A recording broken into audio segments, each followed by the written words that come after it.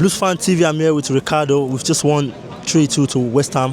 What a dramatic game today. I mean, first half, I don't know, considered 2 goals, in the front of the fans. And what do you think about the game, bro? I think first half, it was looking shaky. We went 2-0 down straight away. I was a bit concerned. I was thinking, oh no, could they get something from here? This was an important game to them. Like, they needed something. They're in a relegation battle. It's Chelsea away for them. They needed to, turn up, which they did. They gave up a good fight. So you got to give them credit to that. I'm glad in the second half we was able to turn it around.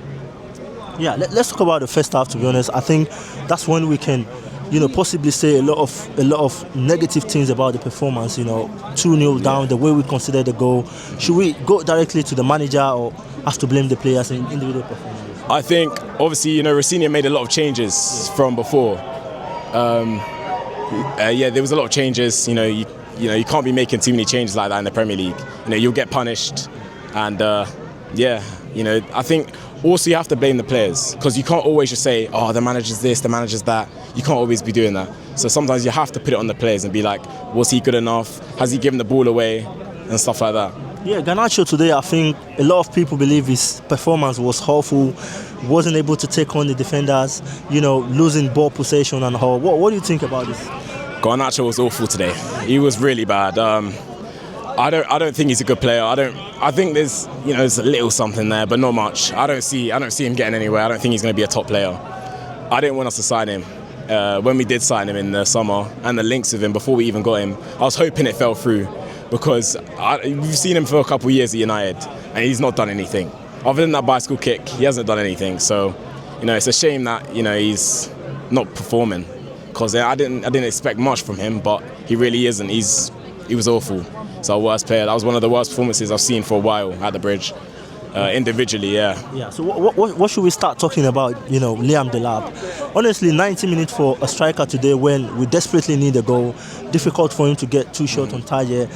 I mean, JP came in 45 minutes, a goal and assist. Yeah. Bro, what sort of difference are you seeing from there?